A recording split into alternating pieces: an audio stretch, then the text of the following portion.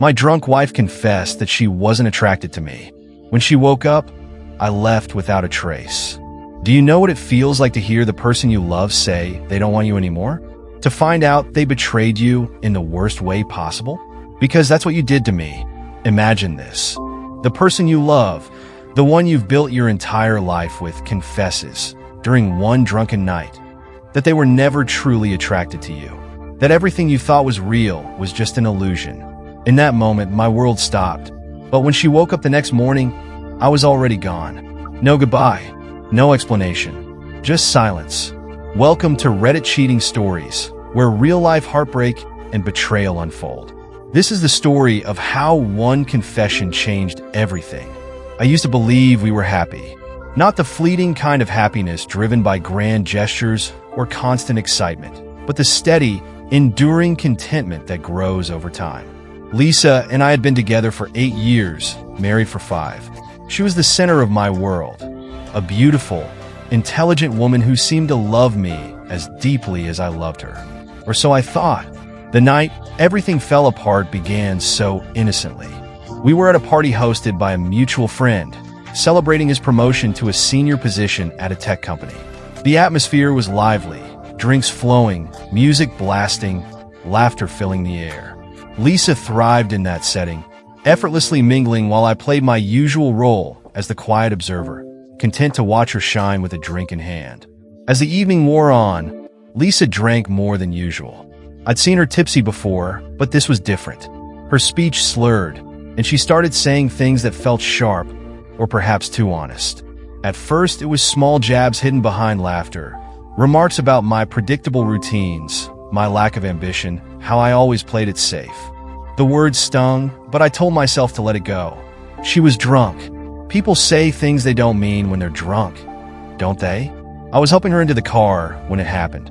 She laughed bitterly, a sound that didn't belong to her, and muttered, "I don't even know why I married you." Time seemed to stop. I froze, one hand on the car door, the other steadying her. "What did you just say?" I asked, my voice trembling. "You heard me," she replied, her words sluggish but cutting like a blade. "You're so boring.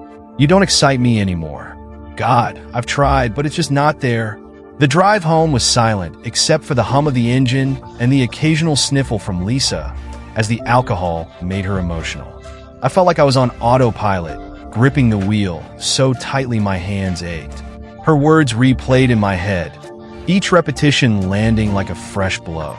When we got home, I helped her to bed. She collapsed onto the mattress, mumbling incoherently, and passed out within minutes. I stood there, staring at her sleeping form. This was the woman I thought I knew, the one I had built my life around. It wasn't just her lack of attraction that gutted me. It was the contempt in her voice, the way she dismissed everything I was, everything I had done for her. My mind raced. Had I missed the signs? Were there signs? Was this something she had felt for a long time? Or was it just the alcohol talking? And then came the final blow. As I reached down to pull the blanket over her, she murmured, "I shouldn't have kissed him." I froze. My blood turned cold as the meaning of her words sunk in. She wasn't just not attracted to me anymore. She had been unfaithful. That was the moment everything became clear. I couldn't stay. The betrayal was too much, the pain too raw. My love for Lisa had been absolute, unshakable, and she had shattered it with a few drunken words. I couldn't imagine waking up beside her and pretending everything was fine. While she slept, I began packing. There was no anger or theatrics, just quiet resolve. I packed only the essentials: clothes, my laptop, some cash. I didn't want to leave a trail. By the time the sun started peeking through the blinds, my decision was final. Lisa stirred as I stood by the door with my suitcase in hand. For a moment, I hesitated, torn between confronting her and the overwhelming need to leave. In the end, I walked out without a word. The sound of the door closing behind me marked the end of one chapter and the uncertain beginning of another. As I drove away, my emotions were a storm: anger, hurt, betrayal, and a strange sense of resolve. Lisa would wake up to an empty house and know why I was gone. She would have no excuses, no one to blame but herself. It was only the beginning of the consequences she would face for breaking my heart. Driving away from the house we had shared for years felt like shedding a weight I hadn't realized I was carrying. The streetlights flickered overhead as I navigated the quiet suburban roads, my knuckles white against the steering wheel. I didn't know where I was going, but I knew I couldn't stop until I was far enough away that Lisa wouldn't be able to find me. She didn't deserve the closure of a conversation or the satisfaction of begging for forgiveness. Not after what she had done. The first place I stopped was a cheap motel off the interstate. The room was dingy, with peeling wallpaper and a faint smell of mildew, but it was exactly what I needed, unremarkable and anonymous. I sat on the edge of the bed, staring at the worn carpet as my mind raced. What would I do next? How could I ensure she wouldn't trace me? I pulled out my laptop, connected to the motel's painfully slow Wi-Fi, and began dismantling the life I had built with Lisa. The shared bank accounts were the first to go. I transferred my portion of the savings to a new account I had opened months ago when I was considering starting a business. At the time, it had seemed like a precautionary move, something Lisa had even mocked me for. "Why do you always plan for disasters that'll never happen?" she had asked. I guess I had unknowingly planned for this one.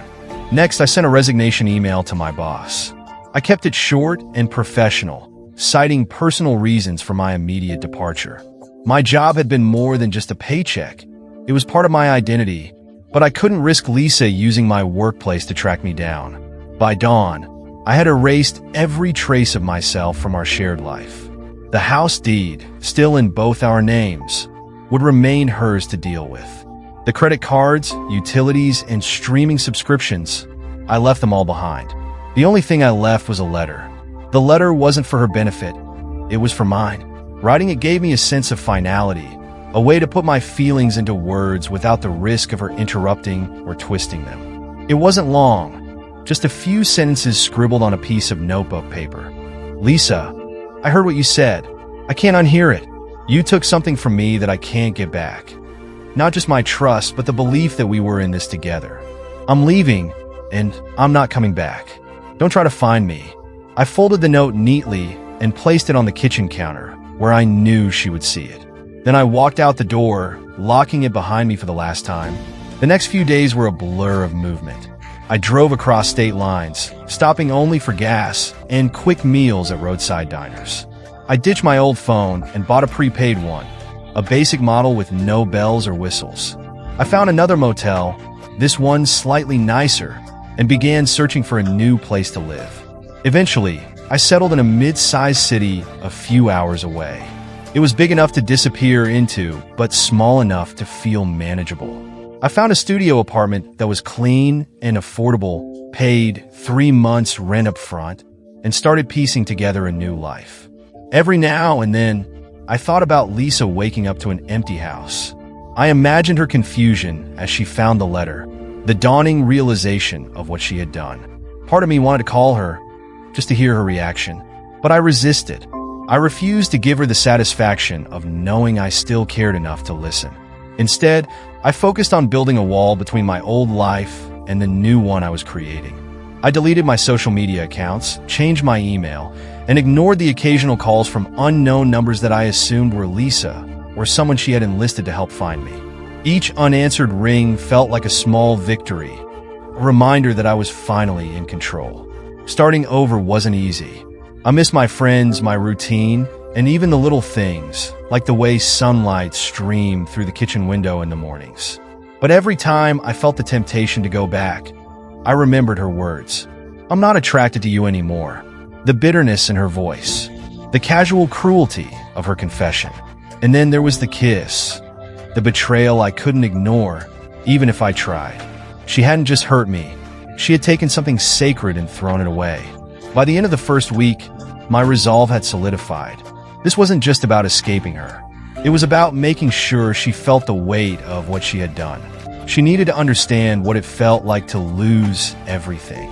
To wake up one day and realize the person you thought you'd spend your life with was gone forever. I wasn't going to just disappear. I was going to ensure she felt the consequences of her actions in ways she couldn't ignore. As I sat in my empty apartment, staring at the bare walls, a plan began to form in my mind. Leaving wasn't enough. She needed to feel the gravity of her choices. She needed to suffer the way I was suffering now. When Lisa woke up, the first thing she noticed was the pounding in her head. The second was the silence. Normally, I would have been in the kitchen by now, brewing coffee or scrolling through my phone at the table. But the house was eerily still, the kind of quiet that feels wrong, like the absence of something important. She groaned, rolling over to glance at the clock.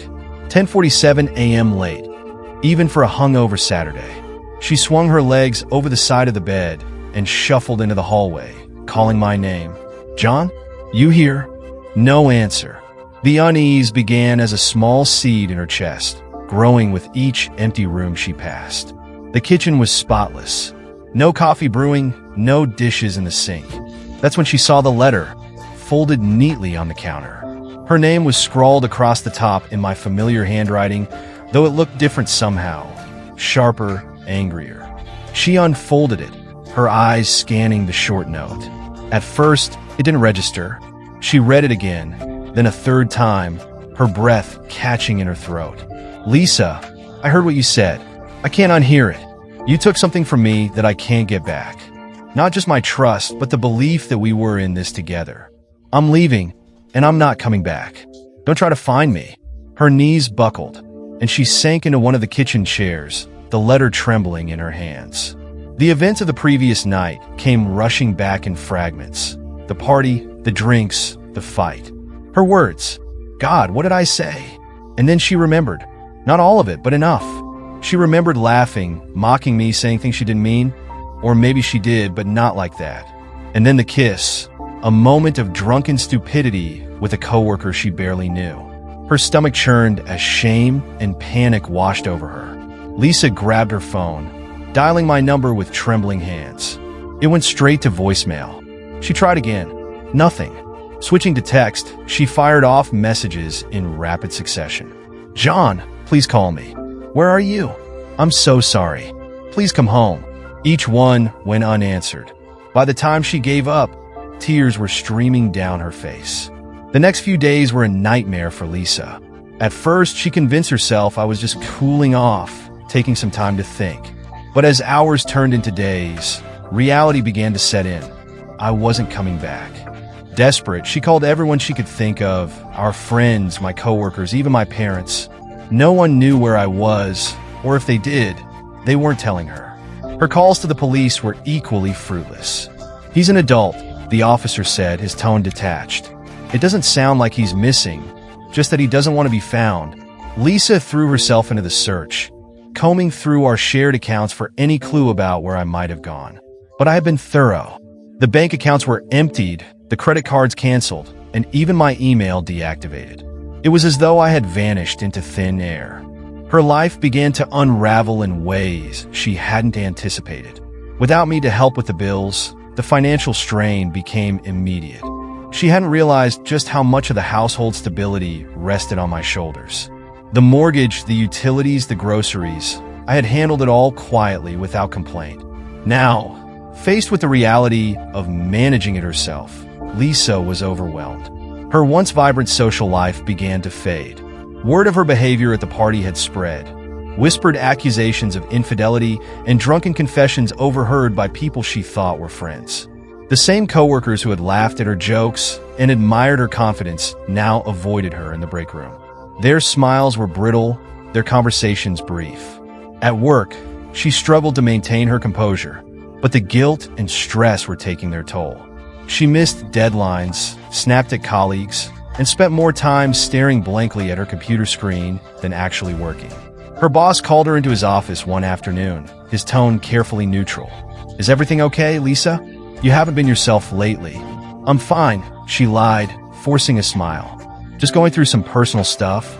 "Well, if you need time off, let us know," he replied, though the subtext was clear. She was skating on thin ice.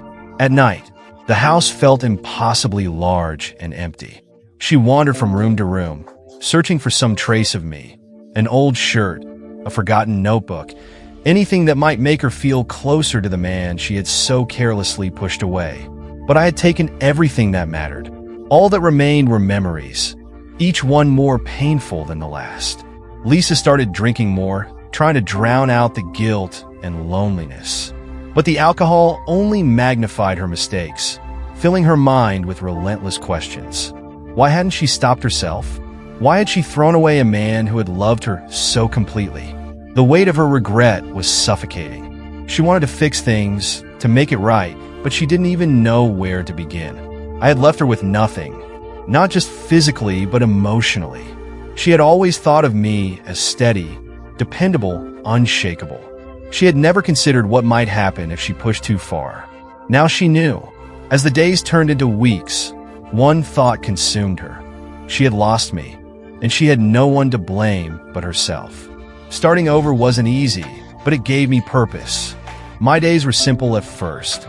Wake up, go for a run, explore my new city. I found a part-time job at a local hardware store, something low-stress that kept me busy and paid the bills.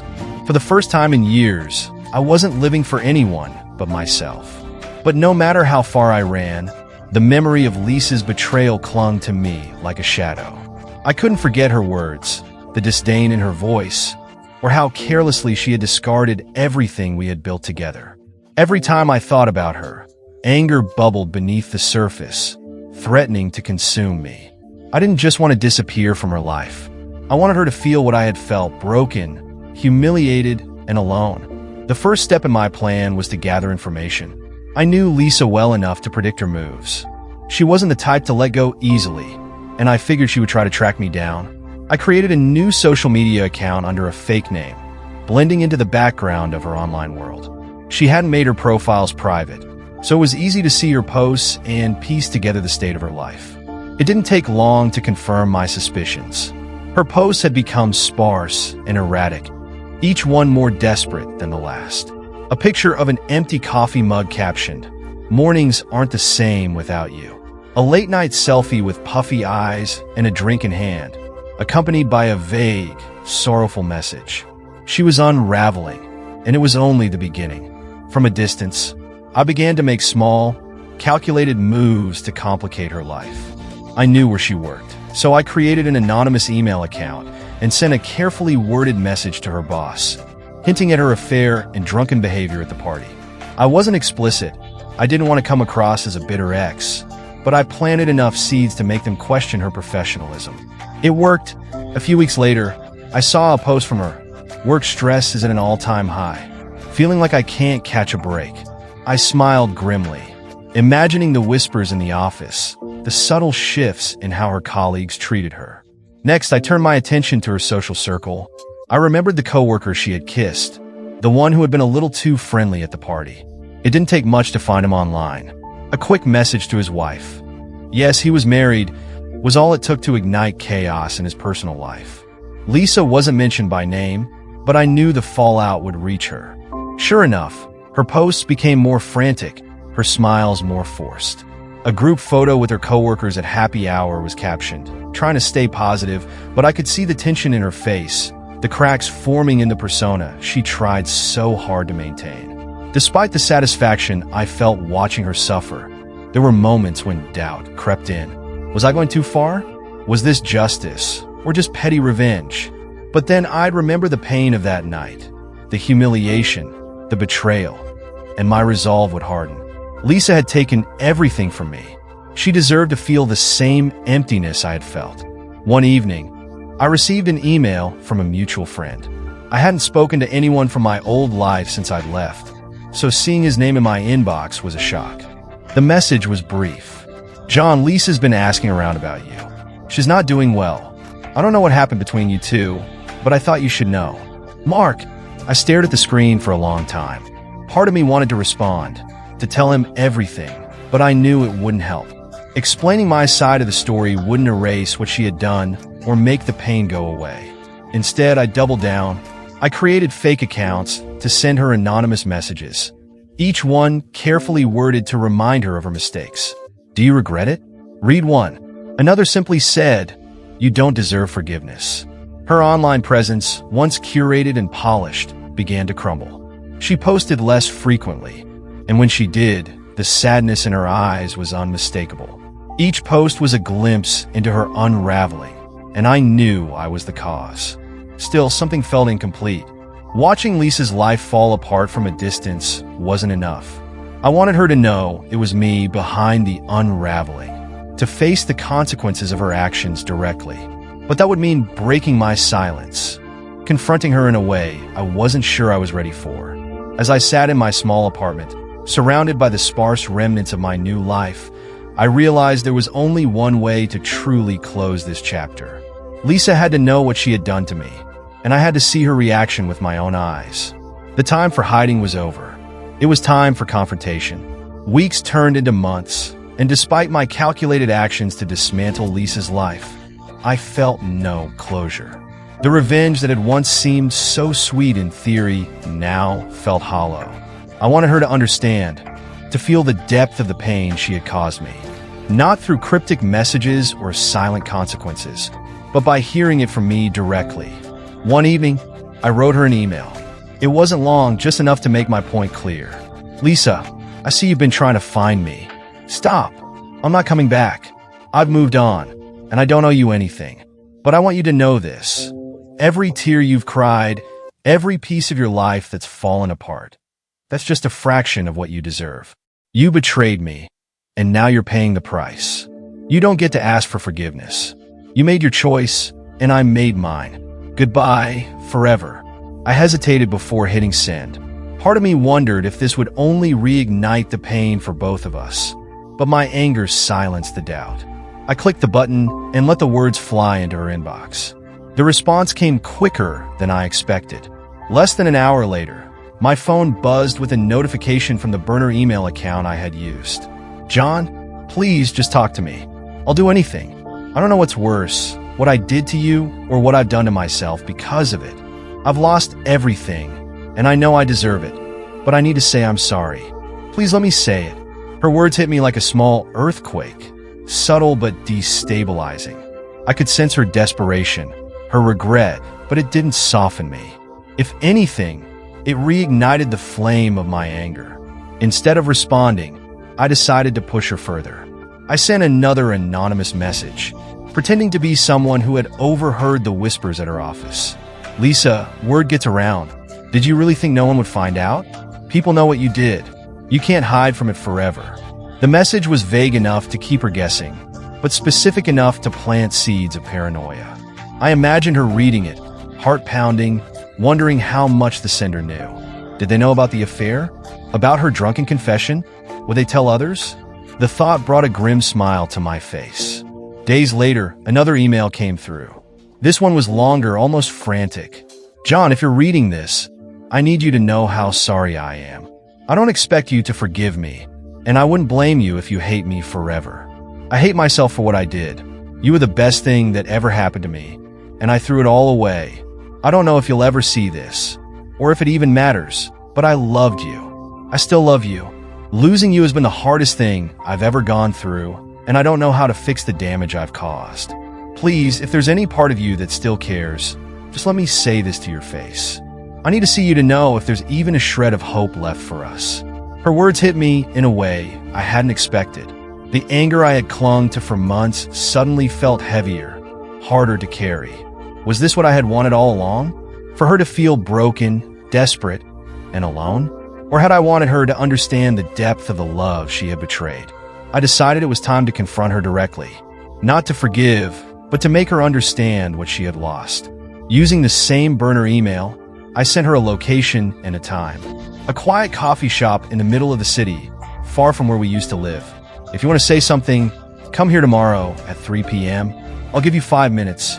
The next day, I arrived early. The coffee shop was half empty, its patrons quietly sipping their drinks or typing on laptops. I chose a corner table with a clear view of the entrance and waited. Lisa arrived on the dot, her face pale and drawn, her eyes scanning the room nervously. When she spotted me, her expression crumbled into something between relief and heartbreak. "John," she breathed, crossing the room and sitting down across from me. I said nothing, letting the silence stretch between us. She fidgeted with her hands, her lips trembling as she searched for the right words. "I don't even know where to start," she stammered. "I'm so sorry. For everything. For the things I said. For what I did. You didn't deserve any of it. I leaned back in my chair, folding my arms. You're right. I didn't. She flinched, tears welling in her eyes. I was stupid, selfish. I don't know what I was thinking.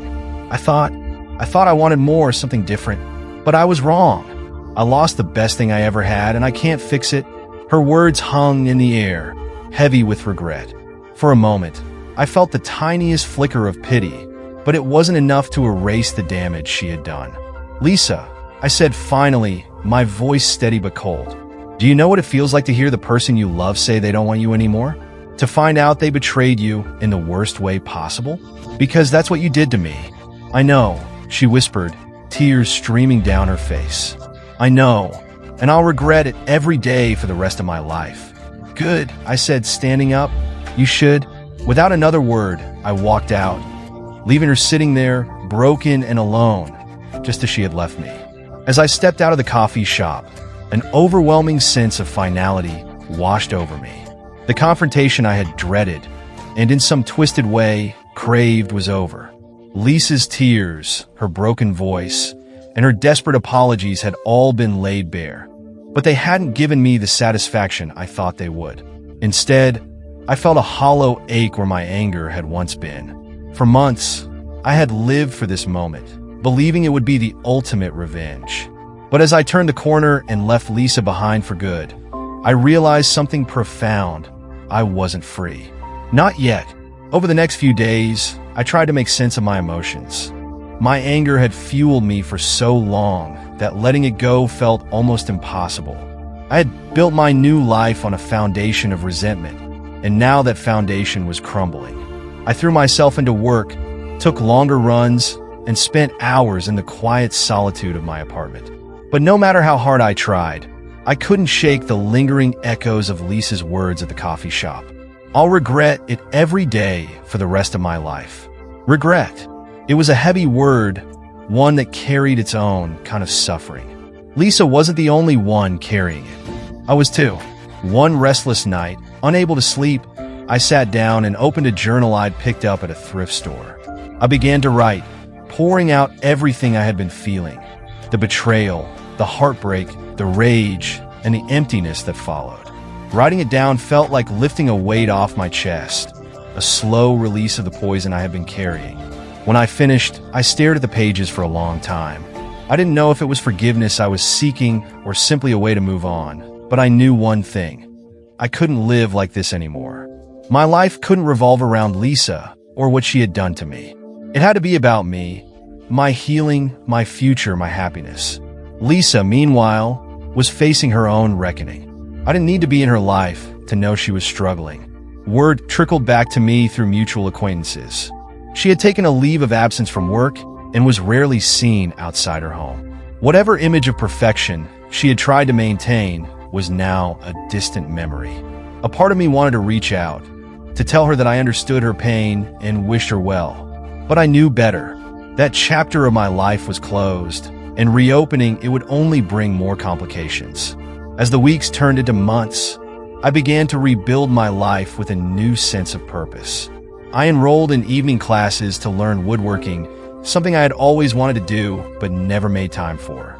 I joined a local hiking group, making new friends who knew nothing of my past. Slowly, the pieces of my life began to fall into place. One day, while hiking a trail in the nearby mountains, I paused to take in the view. The sun was setting, casting a warm orange glow over the landscape. For the first time in what felt like forever, I felt at peace. Lisa's betrayal was still a scar, but it no longer defined me.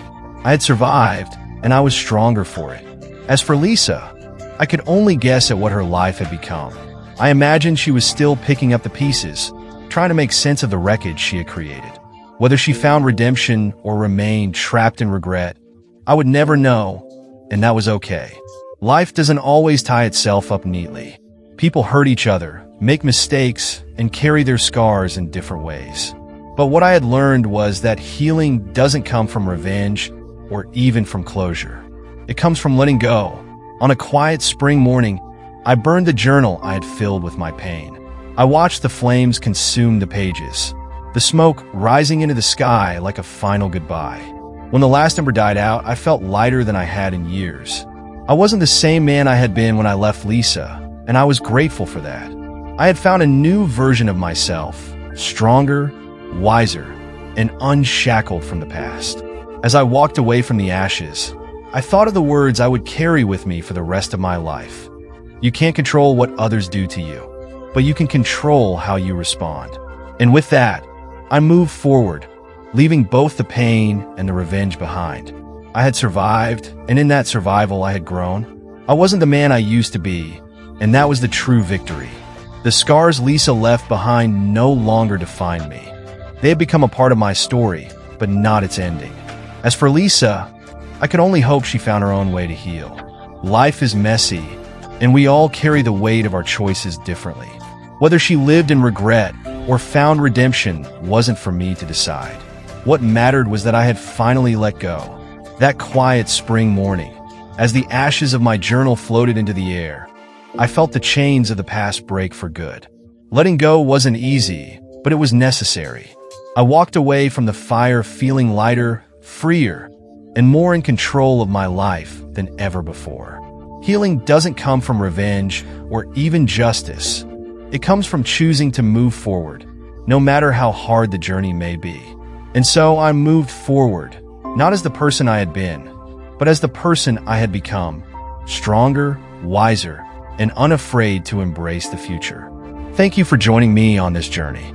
If this story resonated with you, don't forget to hit the like button and share your thoughts in the comments below. Your support means everything to us. Subscribe to the channel and hit the notification bell so you never miss a new story. See you in the next video, and remember, your past doesn't define you. How you rise from it does.